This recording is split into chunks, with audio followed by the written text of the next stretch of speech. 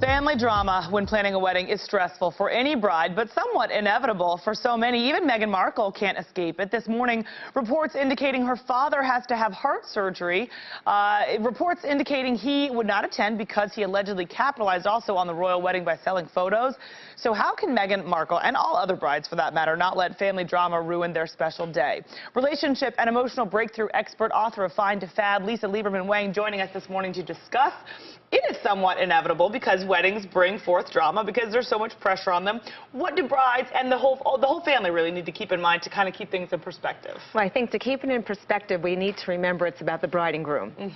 And too often, everybody else has an agenda of what they think is important, what it should be their agenda, who should be with what, who should be doing what. They have their own rules, beliefs, and values, and they put it on everybody else, right?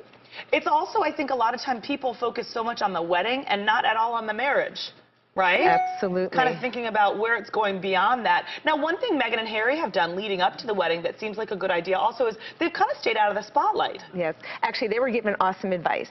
The advice they were given was that they need to actually take some time, 2 weeks, regroup, spend time with them together so they can remember what the main thing is.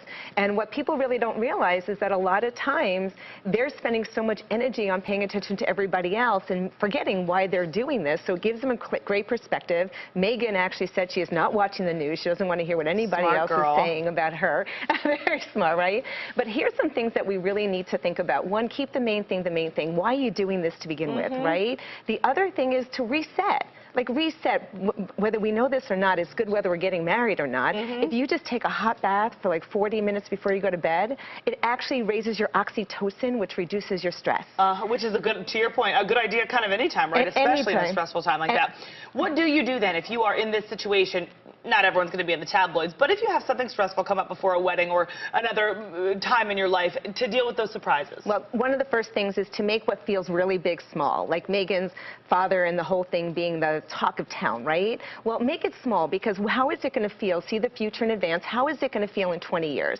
In 30 years, are you really going to, is that going to be the talk? Is that really what was important? Was it the special day where these two unite and they're happy ever after, right? That's what they're going to remember. But if we make what isn't important is because we're making it big. And we can actually put perspective by making it smaller so we can deal with it in any situation. I like that. That's very good. Thinking forward to the future. Lieberman-Wang, author of Fine to Fab, thank you for the perspective. Yes. And Jason, let's take it over to you for more.